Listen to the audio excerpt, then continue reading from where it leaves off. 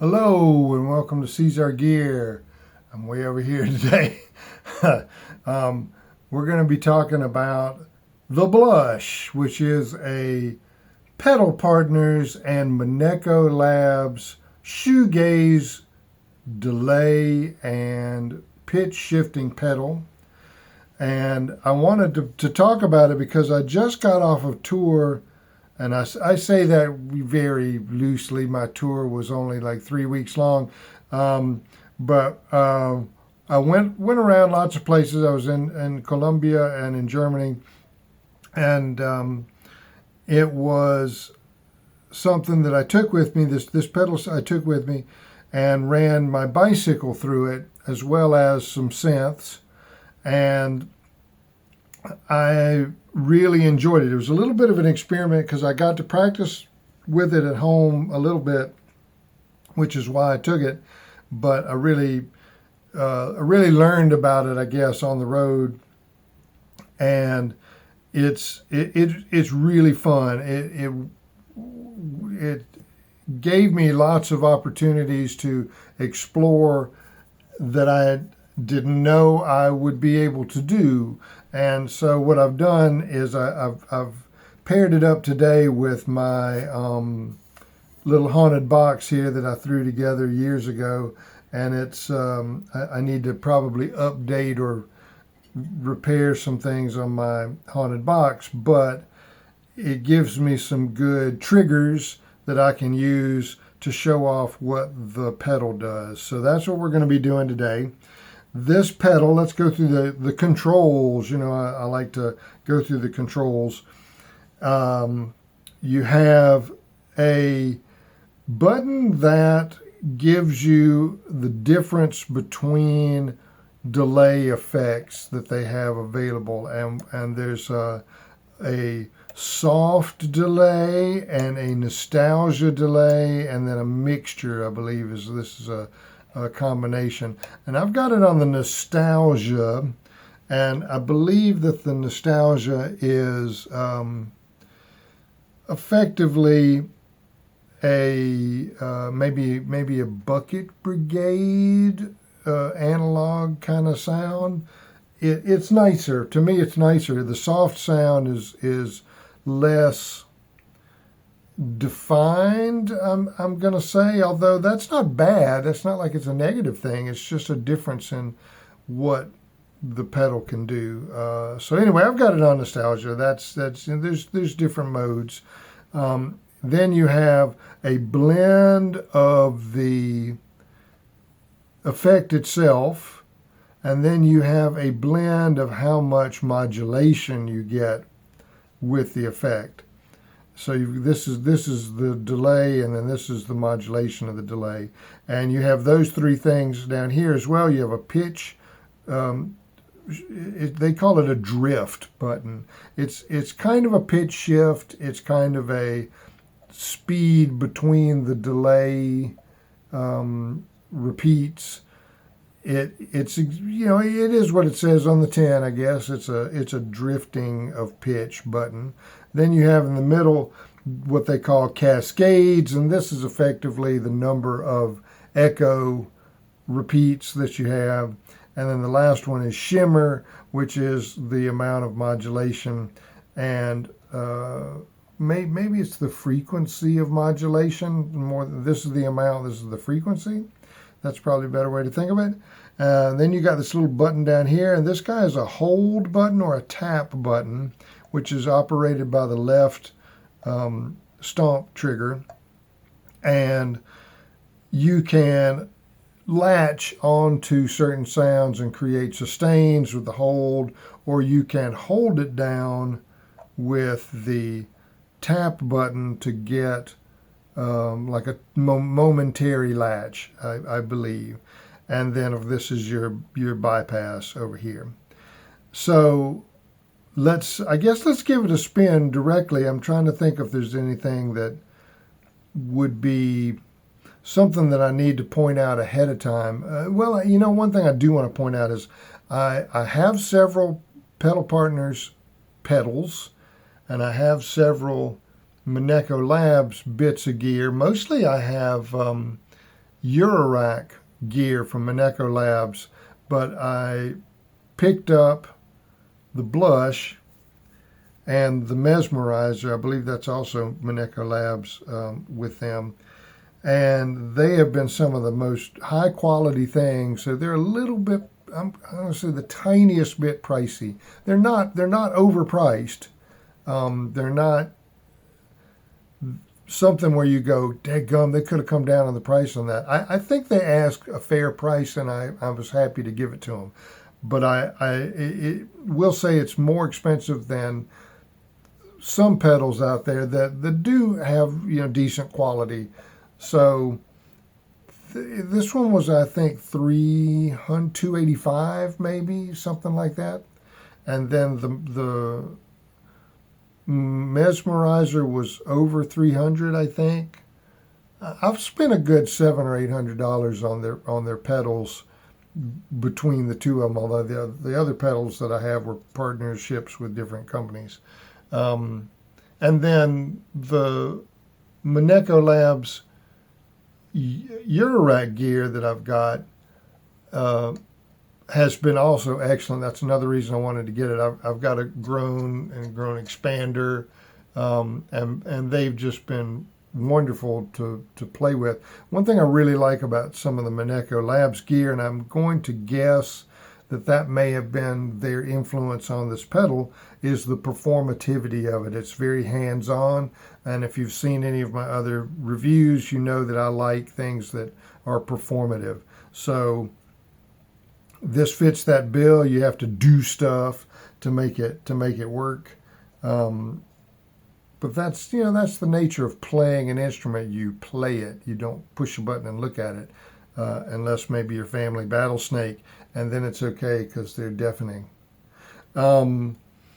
Okay, I'll be quiet. Let's hear some noises. I'm going to go through some of the bits and bobs. So let's turn it on, and I'm just going to maybe there's two kinds of sounds that I can get out of this haunted box.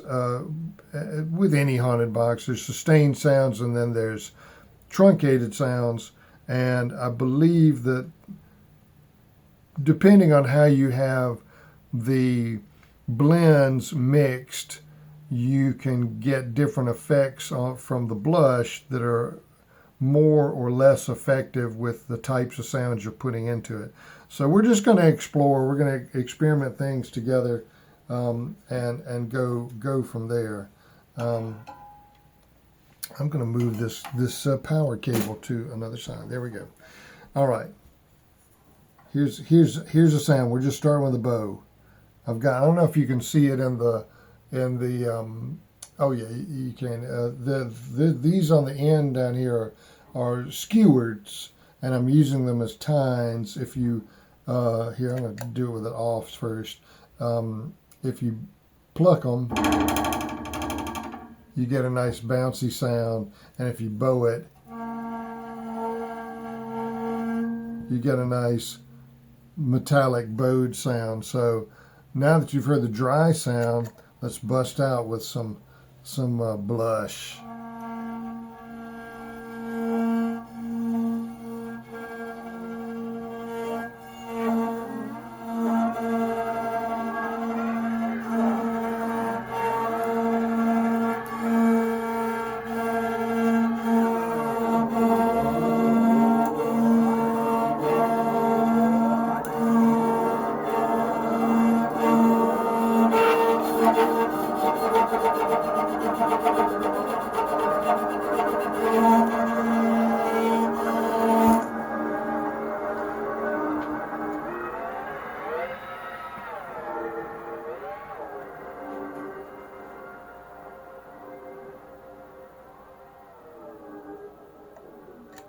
Pretty good.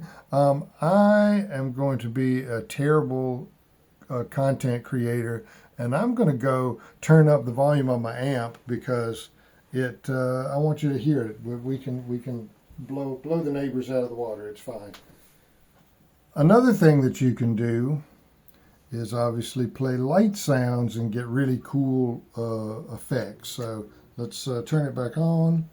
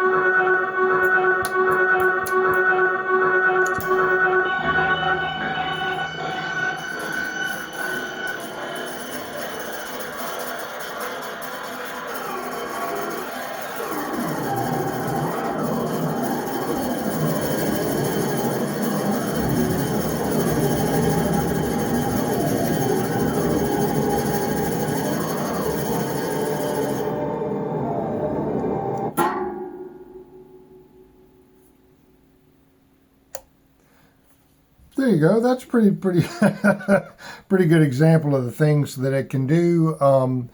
I don't have any complaints about it. I would say maybe a future model could have an expression pedal for the drift slider, or you know, anything, or a assignable expression port or something like that, because the way I'm playing it, it's very interactive with the pedal.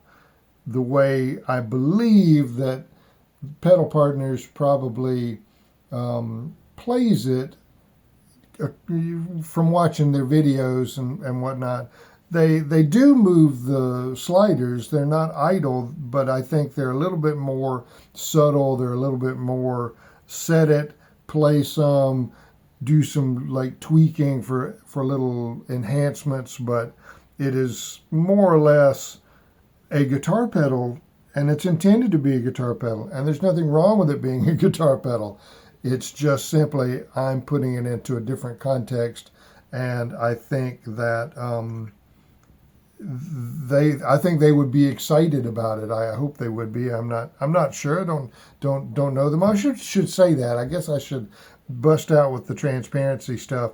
I paid for this with my own money. I didn't. I'm not. I don't know them, at least not yet. But I did invite them to, take a look at the video and join me on Instagram, kind of a thing. So if they're seeing this on YouTube or seeing it on Instagram, they may go, "Who the hell is this guy? What's this crazy guy from another country doing?" But I do really, really, really like the pedal. I recommend it highly. I'm definitely going to do videos on their other pedals. I actually have there's another pedal, the Dream Catcher, Dream something. I'm gonna there's another version of the pedal that I'm gonna get, and they just released a new one like a couple of days ago. So they're going to be getting a whole lot more of my money. I find their equipment to be high quality, well made, very functional, lots of cool stuff going on with it, and I am going to say I'm a fan. I'm a supporter, a loyalty to brand player. So I hope you got something out of this. If you have one, obviously let me know what you do with it. If you're thinking about getting one, you got any questions, let me know about that. I'll see if you've got any requests for something I can do with it, and see if it'll, I can test it out for somebody before they buy it or something. I'm happy to give that a spin. Although please, know that I am not a guitarist, so I would not be able to do something like that. But if it's in a noise context, then I can do it. I can try it anyway. And maybe next time also I'll run this through a synthesizer. That was, I'm going to add one thing. I'm sorry, I'm going to add a feature in that I should have mentioned. It's a mono in, but it's a stereo out. So you can have mono or stereo output, and that's actually very handy because first of all, the drift switches back and forth between channels, but also you can send this to a stereo reverb, or you can send this to a stereo input on another device that has two inputs, and I use it like that as well. I forgot to mention that. I'm sorry. Okay, I'll be quiet now. Thank you so much for watching. I hope you got something out of it, and I'll see you in the next one.